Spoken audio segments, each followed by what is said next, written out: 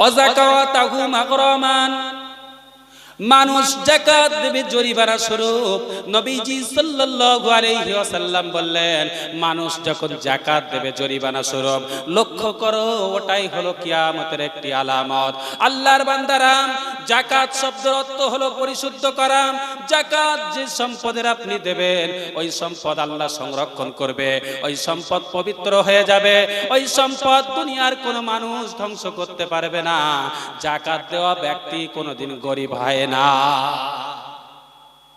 সামনে রমজান আসছে, আপনাকে যাকাত দিতে হবে। যাকাতের টাকা ওটা আপনার টাকা না, ওই টাকা অসহায় দরিদ্র ব্যক্তিকে দিয়ে তাকে মালিকানা বানানো। আপনি যদি গবাদি প্রাণীর যাকাতকৃত ব্যক্তি হন, সাহেব নেশাব হন, যাকাত যদি না দেন, কিয়ামতের মাঠে আপনাকে শোয়ানো হবে, আর বড় বড় বিরাট আকারে গবাদি প্রাণী আপনাকে মারিয়ে চলে যাবে। সাহেব নেশাব যদি আপনি হন, সোনা যদি আপনার 7.5 তোলা বা 52.5 ভরি সোনা থাকে, তাহলে আপনাকে যাকাত দেওয়া লাগবে। তা না হলে কিয়ামতের ময়দানে ওটাকে গরম করে আপনার পিঠে দাগ কাটা হবে, কপালে দাগ কাটা হবে। সম্পদের যাকাত যদি আপনি না দেন, বিষধর সাপ হয়ে গলায় ঝুলতে থাকবে। আল্লাহর নবী বললেন, ওয়াযাকাতাহু মাগরামান, মানুষ যাকাত দেবে জরিমানা স্বরূপ। জরিমানাটা কি আমি আপনাদেরকে বোঝাচ্ছি। আমি এই রাস্তা দিয়ে যেতে যেতে যেতে যেতে এমত অবস্থায় গাড়ি নিয়ে যাচ্ছি, একটা গবাদি প্রাণী চাপা দিলাম, আপনার আত্মীয় স্বজন এলাকার মানুষ আমাকে ধরলেন, আপনাকে অবশ্যই জরিমানা দিতে হবে। আমাকে দাঁড় করিয়ে রেখে জরিমানা আদায় করে নিলেন। মানুষ যাকাত দেবে জরিমানা স্বরূপ। মানুষ যদি যাকাত দেয় জরিমানা স্বরূপ, আল্লাহর নবী বললেন, সময়টা লক্ষ্য করো, ওটা আর বাকি নাই, কিয়ামতের একটি আলামত ঘটে গেছে। আল্লাহর বান্দা, 3টি আলামতের কথা বললাম, একটা একটা একটা একটা আলামত আমাদের কাছ থেকে হয়ে যাচ্ছে। আর কবে পরিবর্তন হবে? সময় তো আর নাই, বয়স দিনের পর দিন কম হয়ে যাচ্ছে। প্রথমে আলোচনা করি পবিত্র কোরআনুল কারীম। এই পৃথিবীতে আল্লাহ সুবহানাহু ওয়া তাআলা 18,000 মাখলুকাতকে সৃষ্টি করেছেন, আর সমস্ত মাখলুকাতকে জানিয়েছেন, কুনতুম খায়রা উম্মাতিন উখরিজাত লিন-নাসি তা'মুরুনা বিল মা'রুফ ওয়া তানহাউনা আনিল মুনকার। কুনতুম খায়রা উম্মাহ উখরিজাত লিন-নাস, 18,000 মানুষের মাখলুকাতের ভিতরে শ্রেষ্ঠ হলো মানুষ। তা'মুরুনা বিল মা'রুফ, তার কাজ হলো ভালো কাজের আদেশ করা, ওয়া তানহাউনা আনিল মুনকার, এবং অসৎ কাজের নিষেধ করা। বিবেক সম্পন্ন মানুষের মাঝে কোনো কিছু অবৈধভাবে কিছু হলে সঙ্গে সঙ্গে ধরবেন। সে যদি আপনার শত্রু হয়ে যায়, সে যদি আপনার বিপক্ষ হয়ে যায়, কোনো যায় আসে না। কারণ আল্লাহর কোরআন বলছে, শ্রেষ্ঠ জাতি মানুষ। আর অন্যায়কে যখন প্রশ্রয় দেবে, ওই অন্যায়ের সঙ্গে আপনিও যুক্ত হয়ে যাবে। শ্রেষ্ঠ জাতি মানুষ, মানুষকে অবশ্যই চিন্তা ভাবনা করতে হবে। আল্লাহ যদি আমাকে গবাদি প্রাণী করে দুনিয়ায় পাঠাতো, আল্লাহ যদি আমাকে সাপ বিচ্ছু করে দুনিয়ায় পাঠাতো, তাহলে প্রশংসা করতে পারতাম না, বিভিন্ন যন্ত্রণায় ভুগতাম। মানুষ রূপে দুনিয়ায় পাঠিয়েছে, এজন্য শুকরিয়া আদায় করে আরেকবার বলি আলহামদুলিল্লাহ। আর পৃথিবীতে শ্রেষ্ঠ নবীর উম্মত করে আমাদেরকে আল্লাহ পাঠিয়েছেন। আমাদের উপরে শ্রেষ্ঠ কিতাব কোরআনুল কারীম বিশ্ব নবীর উপরে অবতীর্ণ করেছে। আর মুসলমান জাতি, আল্লাহর নবীর উম্মতেরা যাতে সঠিকভাবে সঠিক রাস্তায় চলতে পারে, এজন্য গাইড বুক হিসেবে আল্লাহ কোরআন কারীমকে নির্ধারিত করেছে। আল্লাহর নবীর কাছে কোরআনে কারীম নাজিল করে বলছেন, হে নবীজি, কিতাবুন আনজালনাহু ইলাইকা লিতুখরিজান নাসা মিনাস যুলুমাতি ইলান নূর। হে মুহাম্মদ সাল্লাল্লাহু আলাইহি সাল্লাম, আপনার কাছে যে কিতাব নাজিল করা হয়েছে, লিতুখরিজান নাস, ওই কিতাব, ওই লিতুখরিজান নাস, মানুষদেরকে টেনে টেনে বার করুন, মিনাজ যুলুমাতি ইলান নূর, অন্ধকার থেকে আলোর দিকে। পৃথিবীতে মুহাম্মদ সাল্লাল্লাহু আলাইহি সাল্লাম ওয়াফাতের পরে এ দায়িত্ব হলো উলামা হযরতদের। সেজন্য যেখানে যাবে কোরআন থেকে কথা বলতে হবে, হাদিস থেকে কথা বলতে হবে, কোরআন থেকে রেফারেন্স গুলো তুলে তুলে মানুষের কাছে তুলে ধরতে হবে। মানুষ পরিবর্তন হবে ইনশাআল্লাহ। কোরআন এমন একটি কিতাব, এই কিতাবের প্রথমে আল্লাহ সুবহানাহু ওয়া তাআলা লাগিয়ে দিয়েছেন জালিকাল কিতাবুল লা রাইবা ফি, this is the book whereof there is no doubt. পৃথিবীর মানুষ এই কোরআন সম্পর্কে বিন্দু মাত্র সন্দেহ করতে পারবে না। কোরআনকে নিয়ে এখন কত কথা হচ্ছে, কোরআন নাকি ভুল ভেজাল, কোরআনে নাকি বহু আয়াত, যে আয়াতগুলো মানবাধিকারের বিপক্ষ চলে যায়, সমাজের বিপক্ষ চলে যায়। আয়াতগুলো আগে ভালো করে পড়ো, কোরআনের একটা একটা আয়াত সুন্দর করে স্টাডি করো, তারপর কোরআনের ভুল ধরতে আসো। পৃথিবীতে যারা কোরআনের ভুল ধরতে এসেছে, শিক্ষিত ব্যক্তি কোরআনের কাছে মাথা নত করে জীবন সুন্দর করে গড়ে গেছে। কোরআনুল কারীম আমাদেরকে বলছেন দুনিয়া কেমন করে চলতে হবে। ওয়ামান আরাদা আন যিকরি ফাইন্না লাহু মাঈশাতান দাকা ওয়া নাহশুরুহু ইয়াওমাল কিয়ামাতি আমা। যারা দুনিয়ার জীবন, যারা দুনিয়াতে কোরআন থেকে মুখ ফিরিয়ে নিয়েছে, আল্লাহর জিকির থেকে মুখ ফিরিয়ে নিয়েছে, আল্লাহর ইবাদত থেকে মুখ ফিরিয়ে নিয়েছে, অনাহশুরুহু, তাদের দুনিয়ার জীবন সংকীর্ণ। অনাহশুরুহু, উপস্থিত করা হবে ইয়াউমাল কিয়ামা, বিচারের দিনে, আমা, অন্ধ অবস্থায়। তখন ওই ব্যক্তিরা বলতে থাকবে ক্বালা রাব্বি লিমা হাশারতানি আমা আকাদ কুনতু বাশীরা। ও সৃষ্টিকর্তা, ও দুনিয়ার মালিক, ও আখিরাতের মালিক, ও অঙ্গ প্রত্যঙ্গের মালিক, ও জান্নাতের মালিক, ও জাহান্নামের মালিক, আমি তো চক্ষুমান ছিলাম, আমার তো সুন্দর দুইটি চোখ ছিল, আজকে কেন আমাকে অন্ধ করে বানাইলে? আল্লাহ রাব্বুল আলামিন সঙ্গে সঙ্গে উত্তর দেবে ক্বালা কাযালিকা আতাদকা আয়াতুনা ফানাসিতাহা ওয়া কাযালিকাল ইয়াউমা তুসা। হে আমার বান্দারা, আমার নিদর্শন থেকে, আমার সৌন্দর্য থেকে, আমার নিদর্শন থেকে দূরে সরে থাকার কারণে, আমার হুকুম থেকে দূরে সরে থাকার কারণে আজকে তোমাকে অন্ধ করে বানাইলাম। আর কিয়ামতের ময়দানে আল্লাহ সুবহানাহু ওয়া তাআলা অন্ধ করে বানাইলো মারে, ওই ব্যক্তি নিশ্চিত জাহান্নামী বলে গণ্য হবে। কোরআন কারীম বলছে যারা দুনিয়াতে দুনিয়ার সঙ্গে বেশি মহব্বত করেছে, ভালোবেসেছে, তাদের জন্য এই জীবন হলো সংকীর্ণ ছোট জীবন। তাদেরকে কিয়ামতের ময়দানে আল্লাহর হুকুম থেকে মুখ ফিরিয়ে নিয়েছে, কোরআন থেকে মুখ ফিরিয়ে নিয়েছে, কিয়ামতের ময়দানে অন্ধ করে তোলা হবে। তারা যখন এই কথা বলতে থাকবে আল্লাহ কেন অন্ধ করে বানাইলে, তখন আল্লাহ সুবহানাহু ওয়া তাআলা সঙ্গে সঙ্গে বলবে আমার নিদর্শন থেকে, আমার আয়াত থেকে মুখ ফিরিয়ে নিয়েছিলে, এজন্য তোমাকে অন্ধ বানাইলাম। আল্লাহর বন্ধু, আগামী কাল রমজান এসে যাবে, একটি মাস আপনি সময় পাবেন। কাজ একটু হালকা করুন, সারাদিন রোজা রাখবে, মাগরিবের পরে ইফতার করবে, একটু কোরআনটা শিখুন। কোরআন আমাদেরকে শিখতে হবে, কোরআন আমাদেরকে পড়তে হবে, কোরআন আমাদেরকে জানতে হবে। আমি গর্ব করে বিভিন্ন প্রোগ্রামে বলি যে বেধর্মী হিন্দুদেরকে যদি রামায়ণ, বাইবেল, গীতা বা ওদের যে ধর্মগ্রন্থ আছে সেটাকে পড়তে বলা হয়, শতকরা 3% মানুষও পড়তে পারবে না। আর কোরআন যদি পৃথিবীর মানুষকে বলা হয় কোরআন পড়তে, তাহলে যে যদি মুসলমান হয় শতকরা 90% মানুষ কোরআন পড়তে পারে। বিশেষ করে আবার মায়েরা তো কোরআন পড়তে পারে। কোরআন পড়লে একটা সার্টিফিকেট হয়।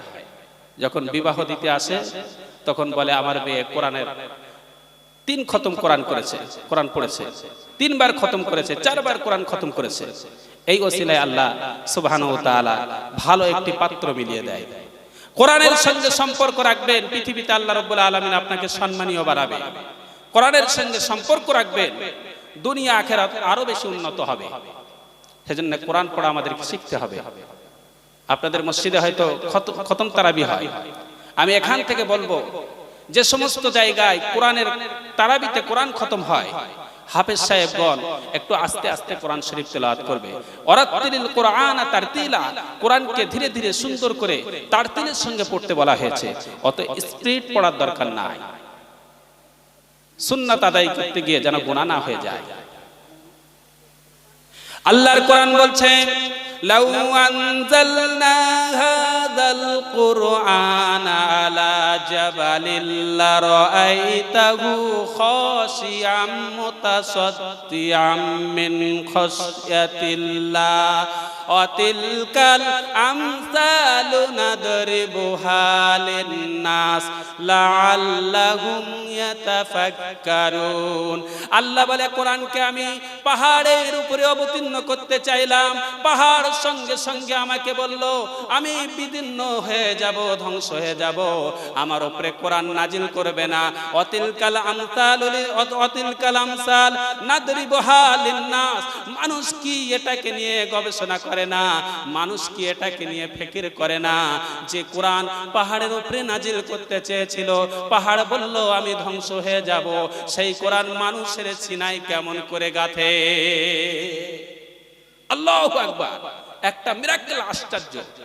হাফেজে কোরআন প্রথম থেকে 30 পারা পর্যন্ত সিনাই কত সুন্দর করে গেঁথে রেখেছে। নামাজে 20 রাকাত নামাজে আপনাদেরকে উপহার দিচ্ছে, প্রতি 20 রাকাত নামাজে 1 পারা 1.5 পারা করে শোনাচ্ছে। একটা আল্লাহর রহমত বরকত ছাড়া কিছু না। স্বয়ং মুহাম্মদ সাল্লাল্লাহু আলাইহি সাল্লামের কাছে যখন কোরআন নাজিল হতো, আল্লাহর নবী সাল্লাল্লাহু আলাইহি ওয়াসাল্লাম টেনশন ফিল করতেন। পবিত্র কোরআনে এসেছে, আল্লাহ রাব্বুল আলামিনের হাবিব সঙ্গে সঙ্গে জিবরাইলকে দেখে বেশি টেনশন করতেন। কোরআনের আয়াত যখন নাজিল হতেন, কোরআনের আয়াত যখন নবীজির উপরে নাজিল হতেন, ওই সময় রাসূলুল্লাহ সাল্লাল্লাহু আলাইহি সাল্লাম জিহবা নাড়াচাড়া করতেন। সঙ্গে সঙ্গে কোরআনের আয়াত নাজিল হয়ে গেল, লা তুহাররিক বিহি লিসানাকা লিতাআজালা বি। হে নবীজি, কোরআন সংরক্ষণ করার জন্য অত তাড়াতাড়ি আপনি জিহবাকে সঞ্চালন করবেন না।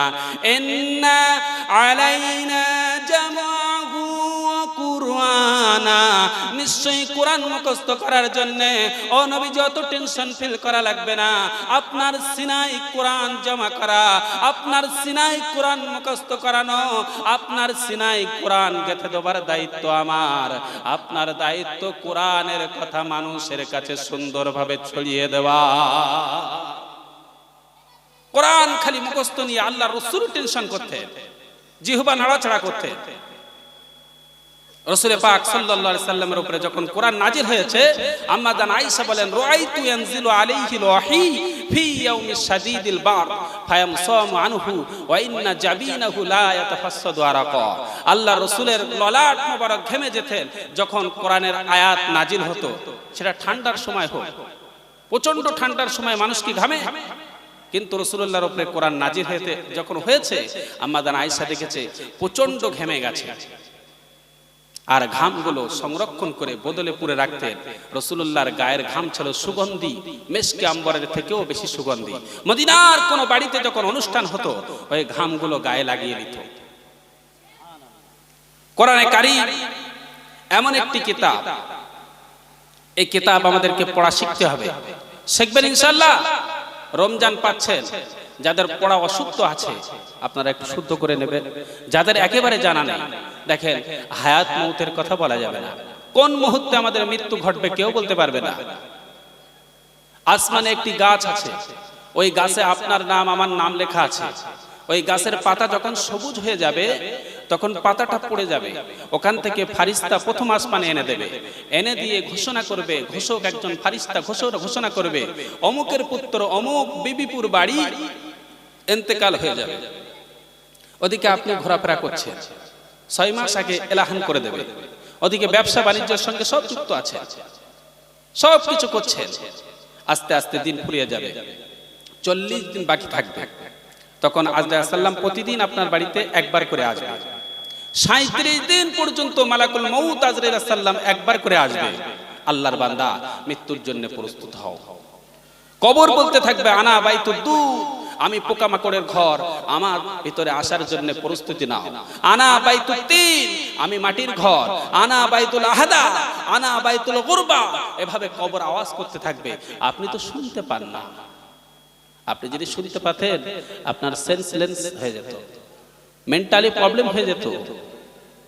হাদিস শরীফে এসেছে, কবর প্রতিদিন যে জায়গায় কবর হবে আপনার, সেই কবরের মাটি আপনাকে এভাবে ডাকতে থাকে, কবরের জন্য প্রস্তুতি নাও, কবরের জন্য প্রস্তুতি নাও।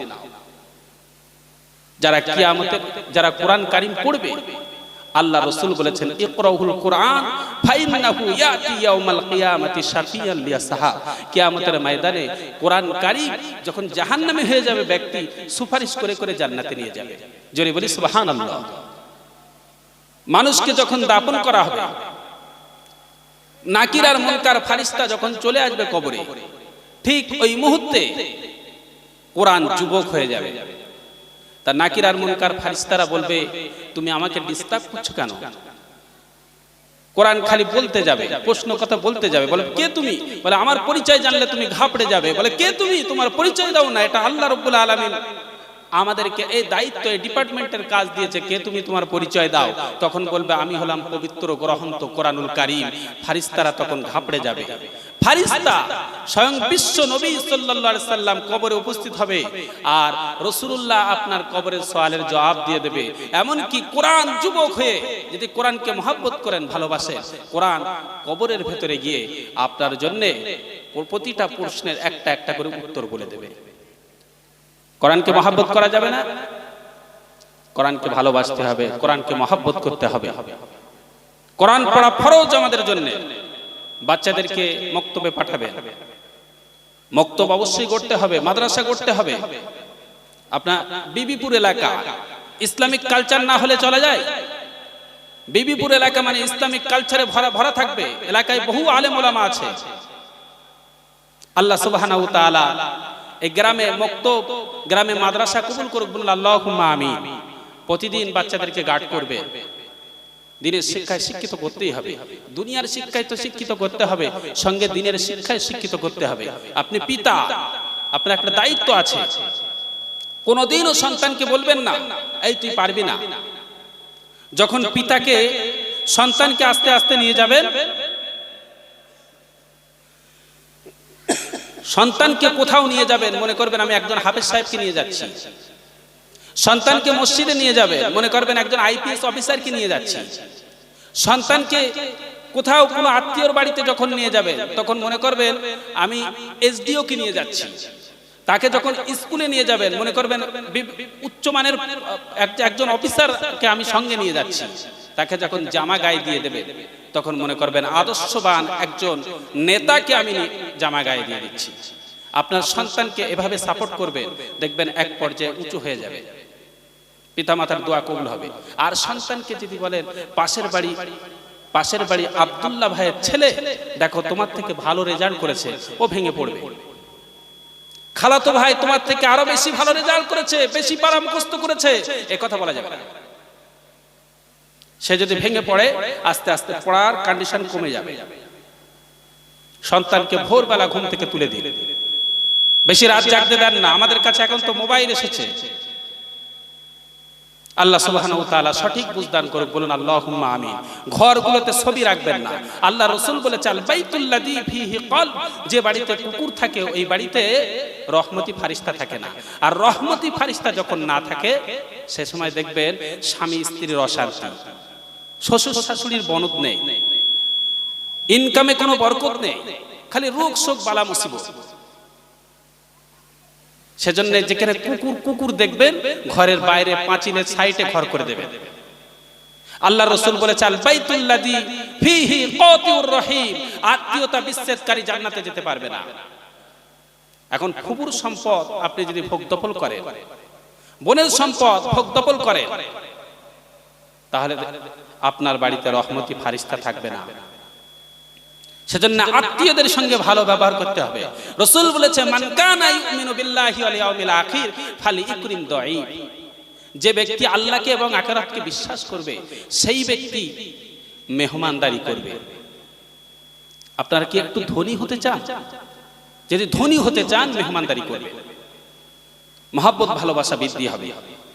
আমরা দুনিয়াতে এসেছি, সবাই চলে যাব। দুনিয়া মেহমান খানা। আজকে রাতে ঘুমিয়ে পড়ব, যদি ঘুম ভাঙে তাহলে আমার জন্য হবে সকাল, আর যদি ঘুম না ভাঙে তাহলে আমাদের জন্য হবে পরকাল। এটা মেন্টালি গেঁথে নিতে হবে, এই কনসেপ্ট ক্লিয়ার করতে হবে। দুনিয়া দুনিয়া দুনিয়া করে যারা জড়িয়ে যাবে, কিয়ামতের ময়দানে এই দুনিয়ার একটি আকৃতি হবে, আকৃতি হয়ে ভয় দেখাতে থাকবে। দাঁত হবে উহুদ পাহাড়ের মতো।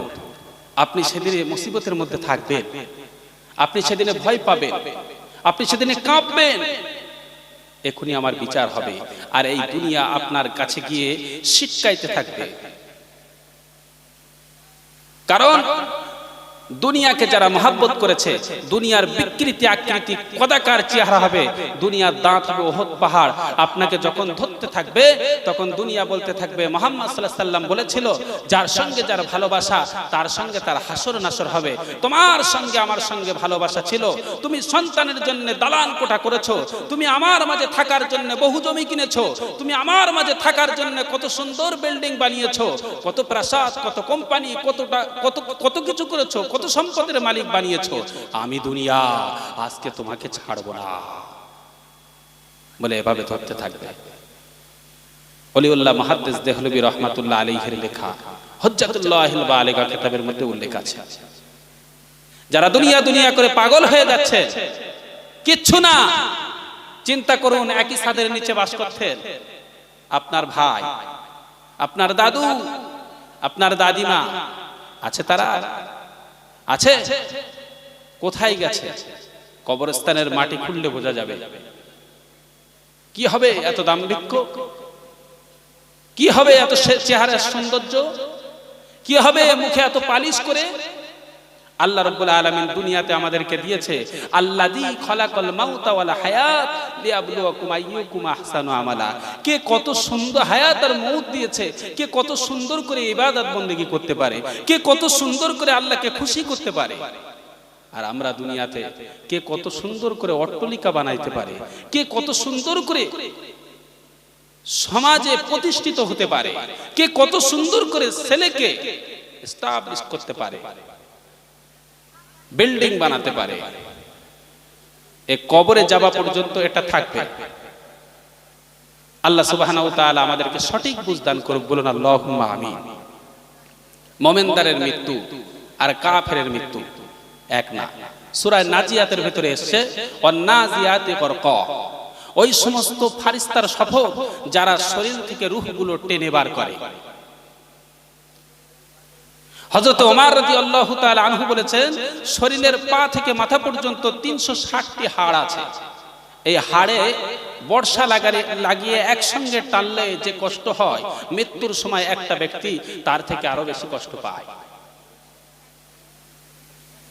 আর যদি মুমিন হয়, অন্নাশিতাতি নাশতা, আর ওই ফারিস্তা যিনি মুমিনদারের রূহকে আহসানের সঙ্গে সুন্দর করে বার করবে, বিনা কষ্টে বার করবে। আমার আত্মীয় যখন মারা যাবে, হাদিস শরীফে সে আমরা যখন মারা যাব, যদি আমরা মুমিন ব্যক্তি হয়ে থাকি, আমাদের দুই সাইডে দুই কাতার দিয়ে লাইন দিয়ে ফারিস্তা থাকবে। একদিকে রহমতি ফারিস্তা থাকবে আর একদিকে রহমতি ফারিস্তা থাকবে। ডাইনে তাকাবো রহমতি ফারিস্তা, বামে তাকাবো রহমতি ফারিস্তা। জান্নাতকে সামনে ধরা হবে, আজরাইল আলাইহিস সালাম আসবে, আফসা করে রূহটাকে টানতে থাকবে। রূহটা বার করার পরে একটা সুগন্ধ বার হবে, সঙ্গে সঙ্গে ফারিস্তাগণ বলতে থাকবে, থাকবে, আল্লাহর ফেরেশতা রূহটাকে আমাদের কাছে দিয়ে দাও, রূহটাকে আমাদের কাছে দিয়ে দাও। রহমতি ফেরেশতা রূহটাকে নিয়ে সঙ্গে সঙ্গে সাদা কাপনে জড়িয়ে আসমানের দিকে নিয়ে যাবে। ইল্লিনের রূহটাকে সংরক্ষণ রাখা হবে। আর যদি কাফির হয়, ওই ব্যক্তির সামনে জাহান্নাম উপস্থিত করা হবে। ডান সাইডে ভয়ঙ্কর ফেরেশতা, বাম সাইডে ভয়ঙ্কর ফেরেশতা। ফেরেশতা এমন করে ভয় দেখাতে থাকবে। আস্তে আস্তে রূহটাকে যখন বার করা হবে, ওই রূহ থেকে দুর্গন্ধ বার হবে, ওই রূহ থেকে এত গন্ধ বার হবে, পাশে সব ফেরেশতারা বলতে থাকবে, এটা কার রূহ? এর ভিতর থেকে গন্ধ পাচ্ছি, এটা এখান থেকে সরিয়ে নিয়ে যাও। তখন আপনার রূহ, যদি আপনি মুমিন না হন, আপনি যদি কাফের হন, আপনি যদি মুশরিক হন, আপনি যদি খোদা বিরোধী আপনার ভিতরে যদি না থাকে, তখন ওই দুর্গন্ধ রূহটাকে সিজ্জিনের ভিতরে রেখে দেবে। শাস্তিদায়ক আত্মা যেখানে থাকে সেখানে রেখে দেবে। কষ্টের মধ্যে সময় কাটবে, কত কষ্টের মধ্যে সময় কাটবে। আল্লাহর বন্ধুরা, এই পৃথিবী সারা জীবনের পৃথিবী না, ক্ষণেকের জন্য পৃথিবী। দুনিয়া দুনিয়া দুনিয়া দুনিয়া করে আমরা যারা মত্ত হচ্ছি, দুনিয়া থেকে দূরে সরে থাকতে হবে। দিনও করতে হবে, দুনিয়াও করতে হবে, মৃত্যুর জন্য প্রস্তুতিও নিতে হবে। খালি দুনিয়া দুনিয়া দুনিয়া দুনিয়া করে মেতে রইলে হবে? দিনও করতে হবে, দুনিয়াও করতে হবে। আল্লাহ সুবহানাহু ওয়া তাআলা এজন্যই তো আপনাকে মানুষ রূপে পাঠিয়েছে, আর আপনার জন্য জান্নাত জাহান্নাম রেখেছে। আপনার উপরে খুশি হলে আল্লাহ আপনাকে জান্নাত দেবে, আর যদি বেজার হয় তাহলে জাহান্নাম দেবে। জাহান্নাম শব্দটি হয়তো শুনে ছোট্ট একটি শব্দ, তেমন কিছু মনে হচ্ছে না। জিবরাইল আমিন আলাইহিস সালামকে বললেন, জিবরাইল যাও, আমি জাহান্নাম বানিয়েছি, জান্নাত বানিয়েছি, কেমন দেখে আসো তো। যে জিবরাইল আলাইহিস সালাম দেখলেন, জান্নাত দেখলেন, জাহান্নাম দেখলেন। আল্লাহর কাছে আসলেন, মালিক জিজ্ঞাসা করলেন, জিবরাইল কেমন দেখেছো? তা বললেন, মালিক জান্নাত জাহান্নাম দুটোই দেখলাম। জান্নাত হলো মানুষের কষ্টের পর্দা দিয়ে ঘেরা, আর জাহান্নাম হলো মানুষের ইচ্ছা।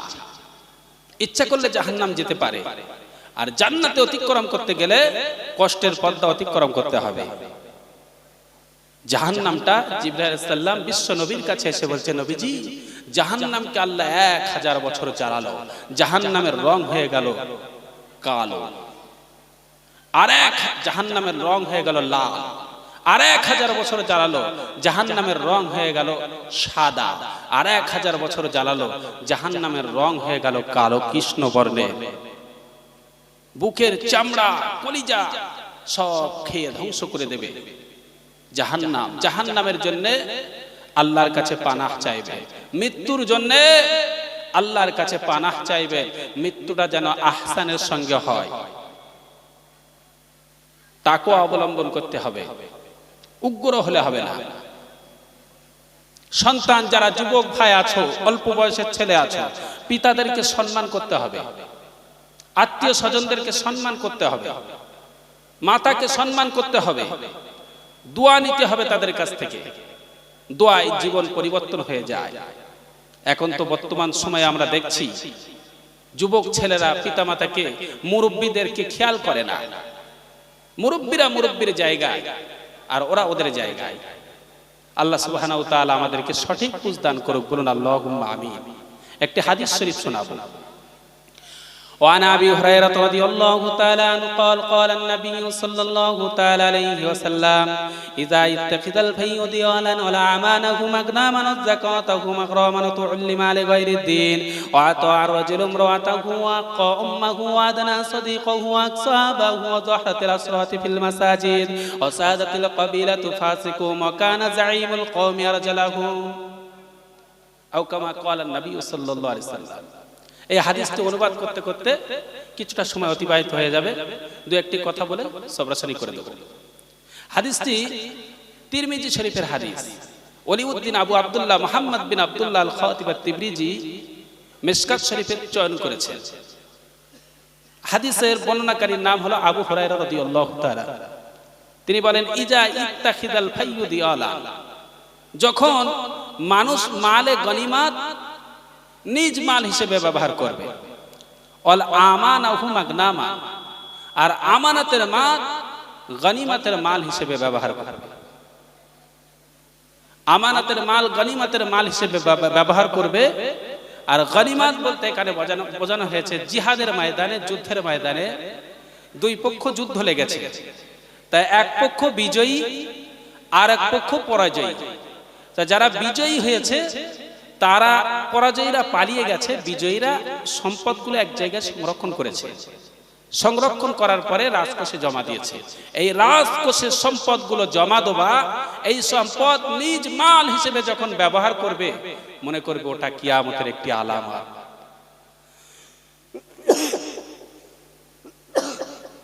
ওটা কিয়ামতের একটি আলামত। ওয়ালা আমানাহু মাগনামা, আমানাতের খেয়ানত করবে। ওই রাজকোষের মাল আমানত হিসেবে ব্যবহার করবে, নিজ মাল হিসেবে ব্যবহার করবে। আমানতের খেয়ানত করবে বলতে যদি মানুষ এমনটা করে, আল্লাহ রাসূল বলল ওটা লক্ষ্য করো, ওটাও কিয়ামতের একটি আলামত।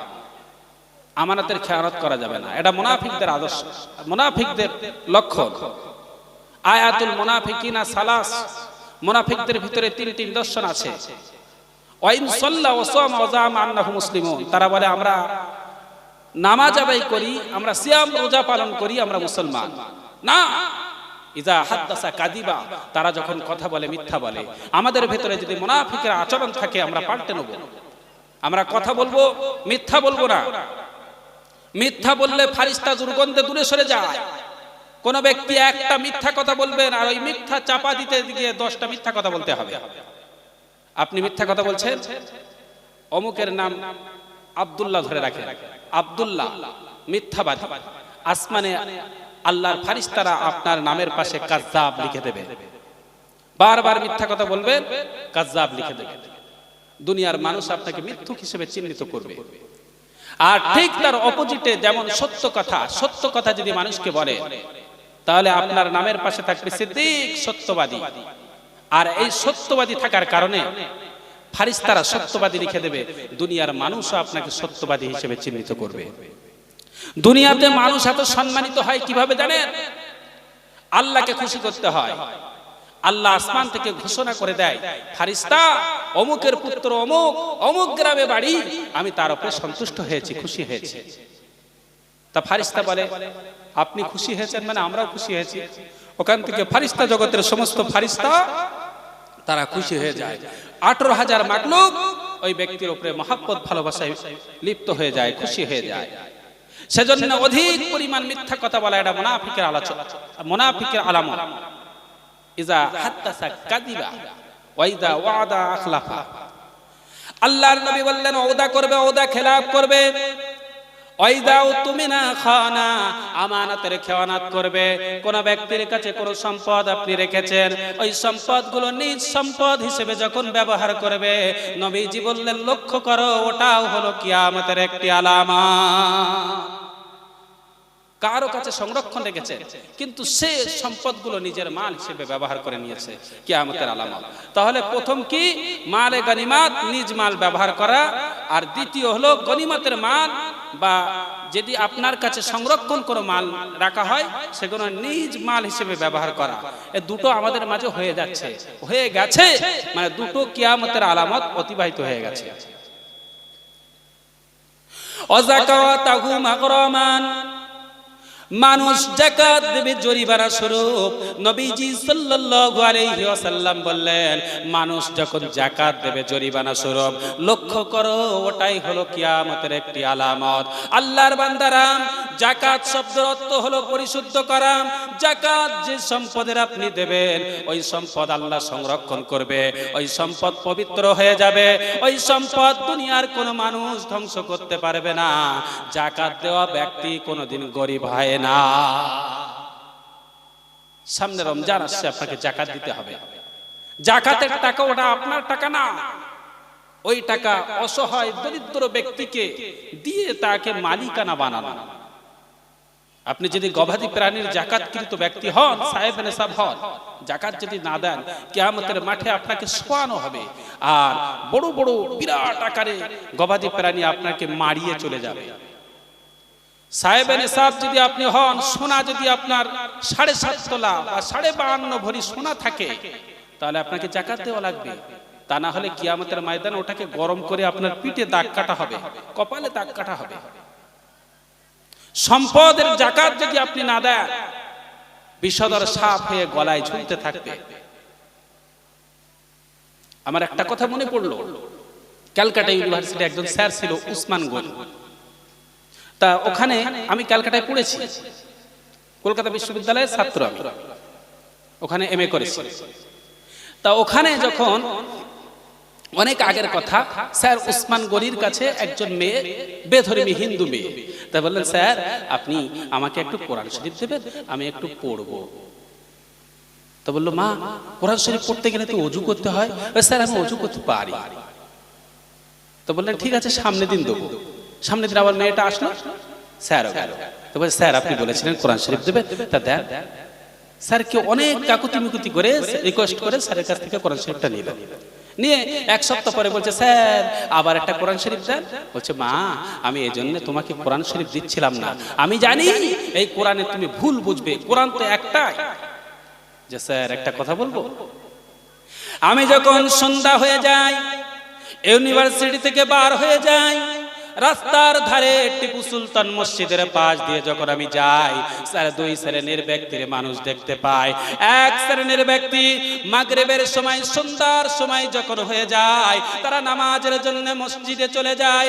আর এক শ্রেণীর ব্যক্তি, তাদের মুখে দাড়ি, গায়ে জামা পাঞ্জাবি দেখি, মাথায় টুপি দেখি, তারা ব্যবসার মধ্যে লিপ্ত হয়ে যায়। স্যার আমি মনে মনে ভাবলাম, মুসলমানদের হয়তো 2টি কোরআন। এক শ্রেণীর মুসলমান তারা মসজিদে নামাজ পড়তে যাচ্ছে, আর এক শ্রেণীর মুসলমান একই সময়ে তারা বাজারে লিপ্ত আছে। স্যার কিছু মনে করবেন না, আমি যখন রাস্তা দিয়ে যাই, দরিদ্র ব্যক্তিকে আমি দেখতে পাই, ছেঁড়া জামা গায়ে বসে থাকে, আর সামনে একটি পাত্র, ওই পাত্রে কিছু পয়সা দিয়ে যায়। স্যার কোরআনে বিভিন্ন জায়গায় যাকাতের কথা এসেছে, কোরআনে বিভিন্ন জায়গায় নামাজের কথা এসেছে। এই যে ওই ব্যক্তি যদি নামাজওয়ালা হতো, আর মানুষ যদি সঠিকভাবে যাকাত দিত, রাস্তার ধারে ফকির ভাবে বসে থাকতো না, আর ওই ব্যক্তি নামাজের সময় ব্যবসা বাণিজ্য করতো না, অন্য ব্যক্তির সঙ্গে টিপু সুলতান মসজিদে নামাজের জন্য চলে যেত। তা আমরা যারা মাগরিবের সময় রাস্তাঘাটে ঘোরাফেরা করি, আমাদের কি কোরআন আলাদা? ইচ্ছাকৃত নামাজ কাজা করবে, মুখে দাড়ি, তাহলে কি আমার জন্য আলাদা কোরআন, আপনাদের জন্য আলাদা কোরআন? যে নবী কবরে শুয়ে শুয়ে আমাদের জন্য কাঁদছে, যে নবী কিয়ামতের ময়দানে আমাদের জন্য সুপারিশ করবে, যে নবী ওহদের প্রান্তে দন্দন মোবারক শহীদ করেছে, যে নবী তায়েফের জমিনে রক্তাক্ত হয়ে বেহুশ হয়েছিল, সেই নবীজি কত মহাব্বত করে, খালি ইয়া হাবলি উম্মতি, ইয়া হাবলি উম্মতি, ইয়া হাবলি উম্মতি। সেই নবীর মতো মুখের দাড়ি বানানো যায় না। সামনে রমজান মাস, মানুষ আপনাকে বৃদ্ধ বলবে, মানুষ আপনাকে বয়স্ক বলবে। কি হয়েছে? এ দাড়ি রেখে কি ইউনিভার্সিটি পড়া যায় না? দাড়ি রেখে বিশ্ববিদ্যালয় তো পড়ে এসছে, কত মানুষ সম্মান করে, ভালোবাসে। আল্লাহর নবী বললেন, ও যাকাতাহু মাগরামান, মানুষ যাকাত দেবে জরিমানা স্বরূপ। জরিমানাটা কি আমি আপনাদেরকে বোঝাচ্ছি। আমি এই রাস্তা দিয়ে যেতে এমত অবস্থায় গাড়ি নিয়ে যাচ্ছি, একটা গবাদি প্রাণী চাপা দিলাম, আপনার আত্মীয় স্বজন এলাকার মানুষ আমাকে ধরলেন, আপনাকে অবশ্যই জরিমানা দিতে হবে। আমাকে দাঁড় করিয়ে রেখে জরিমানা আদায় করে নিলেন। মানুষ যাকাত দেবে জরিমানা স্বরূপ, মানুষ যদি যাকাত দেয় জরিমানা স্বরূপ। আল্লাহর নবী বললেন, সময়টা লক্ষ্য করো, ওটা আর বাকি নাই, কিয়ামতের একটি আলামত ঘটে গেছে। ও আল্লাহর বান্দা, 3টি আলামতের কথা বললাম, একটা একটা আলামত আমাদের কাছ থেকে হয়ে যাচ্ছে। আর কবে পরিবর্তন হবে সময় তো আর নাই, বয়স দিনের পর দিন কম হয়ে যাচ্ছে। 3 নম্বর, চলে 4 নম্বর আলোচনা করি। মানুষ দিন শিক্ষা করবে দুনিয়ার লোভে। আল্লাহর নবী বললেন লক্ষ্য করো, ওলামা হযরত হবে দুনিয়ার লোভে, আল্লাহকে খুশি করার জন্য না। দুনিয়ায় বক্তা হব, মোটা টাকা ইনকাম করব, শিল্পী হব, মোটা টাকা ইনকাম করব, ডাক্তার হব, মাস্টার হব, বহু টাকা উপার্জন করব। আল্লাহর নবী বলে এমন সিচুয়েশন যদি তোমাদের কাছে পড়ে, লক্ষ্য করো ওটাই হলো কিয়ামতের একটি আলামত। আমাদের আর বুঝতে বাকি রইল না, সমাজের মানুষ শিক্ষিত হচ্ছে আল্লাহকে খুশি করার জন্য না, সমাজ গড়ার জন্য না, নিজের পেট পকেট পূজা করার জন্য, নিজে অট্টালিকা বানানোর জন্য, দুনিয়ার সৌন্দর্য বানানোর জন্য। আল্লাহর বান্দারা, এটাও আমাদের কাছ থেকে অতিবাহিত হয়ে গেছে, এটাও তো অতিবাহিত হয়ে গেছে। মানুষ দিন শিক্ষা করবে দুনিয়ার লোভে, এটা হয়ে গেছে। চলুন সামনে যাই।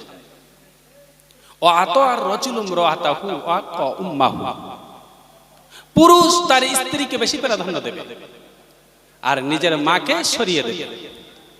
আল্লাহর নবী বললেন দেখো, পুরুষ তার স্ত্রীকে বেশি প্রাধান্য দিল আর মাকে দূরে সরিয়ে দিল। যদি এমনটা ঘটে, লক্ষ্য করো ওটাও একটা কিয়ামতের আলামত। স্ত্রীকে সম্মান করতে হবে, ভালোবাসতে হবে। স্ত্রীর জায়গায় স্ত্রী, হুন্না লিবাসুল লাকুম ওয়া আনতুম লিবাসুল লাহুন্না। স্বামী আর স্ত্রী গায়ের গেঞ্জির মতো। স্ত্রীর সঙ্গে ভালো ব্যবহার, বন্ধুত্ব আচরণ রাখতে হবে, মিষ্টি মিষ্টি কথা বলতে হবে, তাহলে সংসারে শান্তি থাকবে। তবে স্ত্রীকে মাথায় তুললে আবার হবে না। আপনার পিতামাতা সম্পর্কে কানে ফুসকুড়ি দিচ্ছে আর আপনি শুনছেন, বৃদ্ধাশ্রমে রেখে আসছেন না। মা যদি মারা যায় পাওয়া যাবে না, স্ত্রী মারা গেলে সেই স্ত্রী হয়তো হবে না, আবার বিয়ে করা যাবে। সেজন্য মায়ের স্থান মায়ের জায়গায়, স্ত্রীর স্থান স্ত্রীর জায়গায়।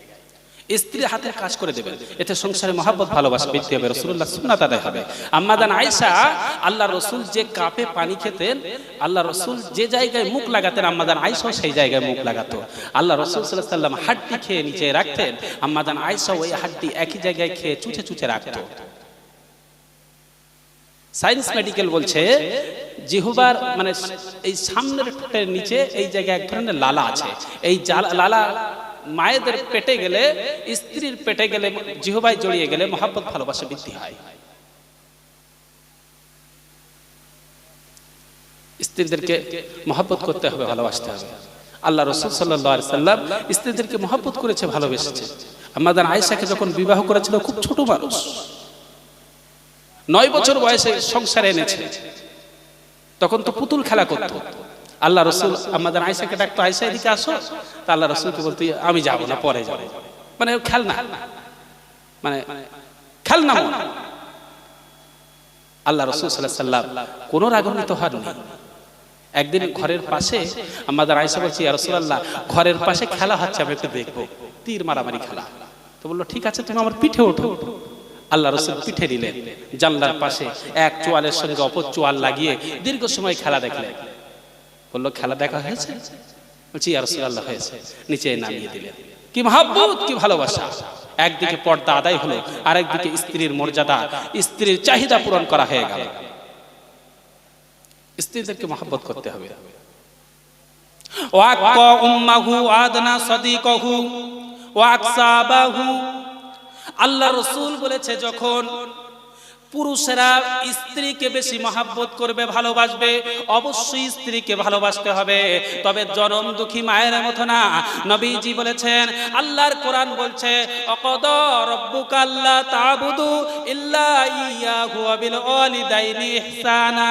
আমি তো মানুষকে আদেশ করেছি, আমি তো মানুষকে তাগিদ দিয়েছি, আয় আমার বান্দারা, তোমরা আমার ইবাদত করো আর পিতামাতার প্রতি সহানুভূতিশীল হও। তো আল্লাহর কথা। ওয়াসাইনাল ইনসানা বিওয়ালিদিহি হামালাতুহু উম্মু। ওয়াসাইনাল ইনসান, বিওয়ালিদিহি হামালাতুহু ওয়া উম্মু। আল্লাহ বলছে আমি মানুষকে আদেশ করেছি তার পিতামাতার প্রতি সহানুভূতিশীল হওয়া।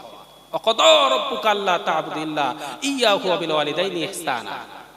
তোমরা আমার সঙ্গে শরীক বানাও না, আমার ইবাদত করো আর পিতামাতার হক আদায় করো। পিতামাতা যদি মারা যায়, আল্লাহর কোরআন আপনাকে শিখিয়েছে, আল্লাহর কোরআন আপনাকে বলছে পিতামাতার জন্য দোয়া করবে, রব্বির হামহুমা কামা রব্বায়ানি সগীরা।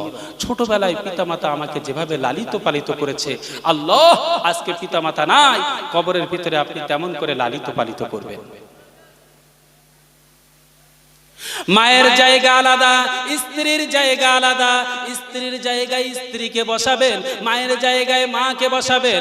স্ত্রীর মহাব্বত স্ত্রীর জায়গায়, মায়ের মহাব্বত মায়ের জায়গায়। নবীজি সাল্লাল্লাহু আলাইহি ওয়াসাল্লাম বলেছেন, আল জান্নাতু তাহতা আকদামিল উম্মাহাত, মায়ের পায়ের নিচে সন্তানের জান্নাত। এতটা বলার পরে এই হাদিসে এই জায়গায় এসে যখন মায়েকে দূরে সরিয়ে দেবে, মায়ের জন্য আপনি 200 টাকা দামের শাড়ি দিচ্ছেন আর স্ত্রীকে 2000 টাকা দামের শাড়ি দিচ্ছেন, মায়ের 40 টাকা দামের জুতো আর স্ত্রীর পায়ে 300 টাকা দামের জুতো।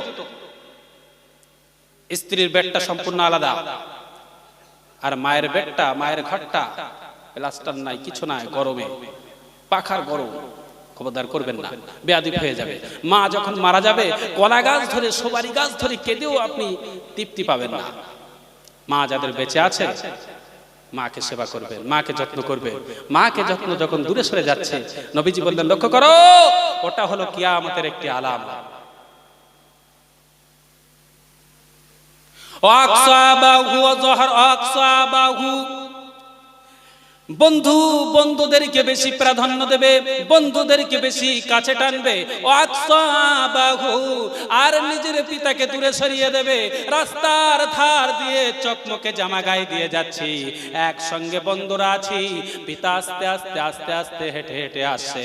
আমি মনে মনে ভাবলাম, আমার পিতার গায়ে ময়লা জামা, আমার পিতার গায়ে ছেঁড়া জামা, আমার পিতা মাঠ থেকে ফিরছে, আমি পরিচয় দেব না, কারণ বন্ধুদের কাছে ছোট হয়ে যেতে হবে। বন্ধুর পিতা মাস্টার, বন্ধুর পিতা ডাক্তার, আমার পিতা চাচি। খবরদার, আপনার টেন্ডেন্সি, আপনার নিয়াত যদি এমন হয়ে যায়, সর্বনাশ। নবীজি বলছে ওটাই হলো কিয়ামতের একটি আলামত। তা এখন তো তাই তো দেখা যাচ্ছে, পিতার গায়ে ছেঁড়া জামা কোনো পরিচয় দেয় না, আস্তে আস্তে পাশ কাটিয়ে চলে যাচ্ছে। ছেলে চাকরি পেয়ে গেছে। অজহরাতিল আসরাতি ফিল মাসাজিদ, মসজিদের মধ্যে সরগোল দেখা দেবে, মসজিদের মধ্যে দুনিয়ামি কথা হবে, মসজিদ হবে পাকা, মসজিদ নিয়ে পার্টিগত ব্যাপার হবে। ও আল্লাহর বান্দা, যদি এমনটা দেখো, বিবিপুরের মানুষেরা লক্ষ্য করো, ওটাই হলো কিয়ামতের আলামত। মৃত্যুর জন্য প্রস্তুতি নাও, ইবাদত আমলের জন্য প্রস্তুতি নাও। এই পৃথিবী আর বেশি দিন নাই, আমাদেরকে পৃথিবী ছেড়ে চলে যেতে হবে। আমাদের কাছে ফিতনা এক একটা আস্তে আস্তে আসবে। মসজিদের মধ্যে দলগত দুনিয়ামি কথা কিসে, মসজিদের মধ্যে পার্টিগত কথা কিসে? মসজিদকে নিয়ে এখন ভাগ হয়, জানেন? এটা সিপিএম এর, এটা তৃণমূলের, ওটা আইএসএফ। এসব কিছু আমাদের কাছ থেকে অতিবাহিত হয়ে গেছে। অসাদাতিল কবিলাতু ফাসিকুহু, কবিলা বলতে এখানে গোত্রকে বোঝানো হয়েছে। গোত্রের যিনি নেতা হবে, কওমের যিনি নেতা হবে, গ্রামের যিনি নেতা হবে, তিনি হবে মিথ্যাবাদী। রাজনীতি করবেন, হযরত ওমরের ইতিহাস পড়বেন, গ্রামে মেম্বার যারা আছেন 4 খলিফার ইতিহাস পড়বেন। আপনাকে আল্লাহ সম্মানীয় ব্যক্তি করেছে। অর্থ সম্পদ, গরিবের অর্থ সম্পদ যেন আপনার বাড়িতে না আসে। জনগণের দায়িত্ব অনেক কঠিন কাজ। যখন মিথ্যাবাদীকে ওই কওমের নেতা বানানো হবে, আল্লাহ রাসূল বললেন লক্ষ্য করো, ওটাও হলো কিয়ামতের আলামত। ওয়াকানা যাইমুল কওমি আরজালাহুম, কওমের নিকৃষ্ট ব্যক্তি নেতা হবে। কওমের নিকৃষ্ট ব্যক্তি যখন নেতা হবে, দলের নেতা হবে, প্রধান মেম্বার হবে, এরা যখন মৃত্যুক হবে, নবীজি বললেন লক্ষ্য করো সময় আর নাই, তোমার কাছ থেকে কিয়ামতের আরেকটি আলামত উঠে গেল। তোমার কাছে কিয়ামতের আরেকটা আলামত উঠে গেল। বাদ্যযন্ত্র বেড়ে যাবে, অসুরিবাতিল খমৌ, বাদ্যযন্ত্র বেড়ে যাবে। বাদ্যযন্ত্র বাড়ছে না, মোবাইল তো এখন আর হাতে হাতে, টেলিভিশন আগে বাড়ি বাড়ি ছিল, এখন হাতে হাতে চলে এসেছে। গায়িকা নায়িকার আবির্ভাব বেশি বেড়ে যাবে, শিক্ষিত সমাজ নষ্ট করে দিচ্ছে। আল্লাহ রাসূল সাল্লাল্লাহু আলাইহি সাল্লাম বললেন ওই সময় জুলুম, অত্যাচারী, স্বৈরাচারী বাদশা দিয়ে ওদেরকে শায়েস্তা করা হবে। লক্ষ্য করো তোমাদের উপরে পূর্ব দিকে, পশ্চিম দিকে ঝড়, এমন ঝড় আল্লাহ দেবে, তা সব তো হয়ে গেছে। জুলুম, অত্যাচারী, স্বৈরাচারী বাদশা তোমরা পেয়েছি। ঝড় তো প্রায় হচ্ছে আমফান, ঘূর্ণিঝড়, ভূমিকম্প হবে। নবীজি বললেন লক্ষ্য করো ওই সময় এমন একটা সময়, ফিতনার সময় তোমার কাছে চলে এসেছে। একটা তসবির দানা, তসবিটাকে সুন্দর করে সামনে রাখলে, এমন তো অবস্থায় সুতোটা কেটে দিলে, ওই সুতো কাটার পরে প্রতিটি দানা যেমন চতুর্দিকে ছড়িয়ে যাবে, নবীজি সাল্লাল্লাহু আলাইহি সাল্লাম বলেছে তোমার মাঝে ফিতনাগুলো চতুর্দিকে এভাবে ছড়িয়ে যাবে। ও আল্লাহর বান্দা, সময় তো আর নাই। আল্লাহর নবী হাত উঁচু করে সাহাবীদের মাঝে এভাবে বোঝাইলেন, ও সাহাবীরা, ১৫০০ বছর আগে ক্যালকুলেশন হলো, নবীজি হাত উত্তোলন করলেন আর এভাবে সাহাবাদের দিকে তাকালেন, আঙ্গুলের দিকে লক্ষ্য করো, আমি মুহাম্মদ সাল্লাল্লাহু আলাইহি সাল্লাম বলছি এতটা সময় অতিবাহিত হয়ে গেছে, একটু করে বাকি আছে, আবার ১৫০০ বছর হয়ে গেল। আবার কিয়ামতের এই সমস্ত আলামত তো ঘটেই গেল। পূর্ব দিক থেকে আগুনের ঝলক, পশ্চিম দিকে মানুষদেরকে তাড়া করে নিয়ে যাবে। দাব্বাতুল আরদ, মাটির ভিতর থেকে বার হবে প্রাণী, আপনার মানুষের সঙ্গে কথা বলবে। ঈসা আলাইহিস সালাম আসবে, ইমাম মাহদি আসবে, ঈসা আলাইহিস সালাম আসবে, দাজ্জালের আবির্ভাব, দাজ্জাল দুনিয়াতে বার হবে। ইয়াজুজ মাজুজ, লম্বা ইতিহাস, খুব বেশি একটা লম্বা করব না, আস্তে আস্তে শেষের দিকে চলে যেতে হবে। কিয়ামতের আলামত সময় আমাদের কাছে বেশি না। দুনিয়াতে আল্লাহ আমাদেরকে পরীক্ষা করার জন্য পাঠিয়েছে। বান্দা, আমরা যদি আল্লাহর পরীক্ষায় ফেল করি, দুনিয়ার পরীক্ষায় যদি ফেল করি, পরের বারে আবার পরের ব্যাচে, পেছনের ইয়ারে পরীক্ষা দিলে পাস করা যায়। মাধ্যমিক ফেল ক্যান্ডিডেট পরের বছর আবার এক্সাম দিয়ে পাস করেছে, অনেক প্রমাণ আছে। আল্লাহর পরীক্ষায় যদি একবার ফেল করি, তাহলে তো জাহান্নামে নিয়ে যাবে, জাহান্নামী হয়ে যাও। আল্লাহ আপনাকে ভালোবেসে, মহব্বত করে রমজান দিয়েছে, উম্মতে মুহাম্মাদীকে ভালোবেসে আল্লাহ রমজান দিয়েছে। যদি ভালো না বাসতো তাহলে রমজান দিত না। দেখেছেন প্রায় জায়গায় মাইকে অ্যালাউন্স হয়, অফার অফার অফার, তা মুমিনের জন্য অফার অফার অফার, মাহে রমজান অফার। ভুলিনি ভোলা যাইবা কি মাহে রমাদানের স্মৃতি, বলেছেন আগামীকাল সন্ধ্যাবেলা থেকে হয়তো চালু হয়ে যাবে। ভুলিনি ভোলা যাইবা কি মাহে রমাদানের স্মৃতি, এই মাসের কত ফজিলত জানো কি মুসলিম জাতি, ভুলিনি ভোলা যাইবা কি মাহে রমাদানের স্মৃতি। শাবান মাসে সন্ধ্যা আর পাবেন, পাবেন আর পাবেন না। এই শাবান মাস যে তারিখ, যে সাল, এর পাওয়া যাবে না, হয়ে গেল একটা দিন আপনার কাছ থেকে ফুরিয়ে গেল। ভুলিনি ভোলা যাইবা কি মাহে রমাদানের স্মৃতি, এই মাসের কত ফজিলত জানো কি মুসলিম জাতি। ভুলিনি ভোলা যাইবা কি মাহে রমাদানের স্মৃতি। 1 টাকা দান করলে 70 টাকা সওয়াব। কোরআনের একটা অক্ষর পড়লে অন্য সময়ে 10টা নেকি, আর এখানে 70 গুণ নেকি। রমজান পেয়েছে, আল্লাহর কাছে শুকরিয়া না আদায় করে খবরদার রমজানের নিয়াত করবেন না। রোজা রাখার নিয়াত করবেন, তার আগেই আল্লাহর কাছে শুকরিয়া আদায় করবেন। মালিক, আপনি আমাকে রমজান পাইয়ে দিয়েছেন, শুকরিয়া আলহামদুলিল্লাহ। যারা রমজান পাওয়ার পরেও ইবাদত না করবে, তাদের জন্য আমি একটা গল্প করছি। রাজা মশাই তার কর্মচারীকে বলেছে, আগামীকাল সকালবেলা আসবে, একটা বড় পাত্র নিয়ে আসবে, আমার ফলের বাগানে ঢুকবে, ভালো ভালো ফলগুলো নিয়ে বাড়ি চলে যাবে। তা কর্মচারী আনন্দের সঙ্গে সকালে এসেছে, বলছে মহারাজ চলে এসেছি। বলছে ঠিক আছে, নিয়ম আছে। কি নিয়ম? যে রাস্তা দিয়ে ঢুকবে ওই রাস্তা দিয়ে বার হলে হবে না, পেছন দিক থেকে পেছনে ফিরলে হবে না, সামনে অগ্রসর হতে হবে, এগিয়ে যেতে হবে।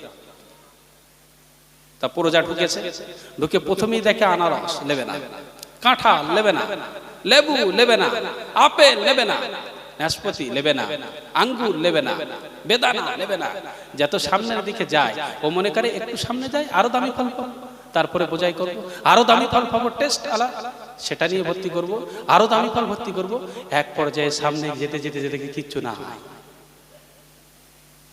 তা আমাদের হায়াতটা হয়ে রাখো, আগামী দিন আমি রোজা রাখবো, আগামী দিন আমি হজ করব, আগামী দিন আল্লাহর হুকুম আদায় করব, আগামী দিন মসজিদে গিয়ে নামাজ পড়বো। যেদিনে আপনার শরীর অসুস্থ হয়ে যাবে, বেটে কাতরাবেন, কিছু সময়ের পরেই আজরাইল সাল্লাম আপনার জান কবজ করে নিয়ে যাবে, সে সময় আর কিছু ভাবলে হবে না। রাজামশাইয়ের কর্মচারীর মতো হবে না তো, যে আগামী দিন যেমন ফল, সামনের ফল, সামনের ফল, সামনের ফল, সুন্দর ফল, নিতে নিতে সময় অতিবাহিত হয়ে গেছে। মুরব্বীরা বেশিরভাগ বলে আর একটু টাকা হোক হজ করব, কিন্তু হজ ফরজ ছিল। সময় আমাদের কাছ থেকে অতিবাহিত হয়ে যাচ্ছে। আল্লাহ সুবহানাহু ওয়া তাআলা সঠিক বুঝদান করুন, বলুন আল্লাহুম্মা আমিন।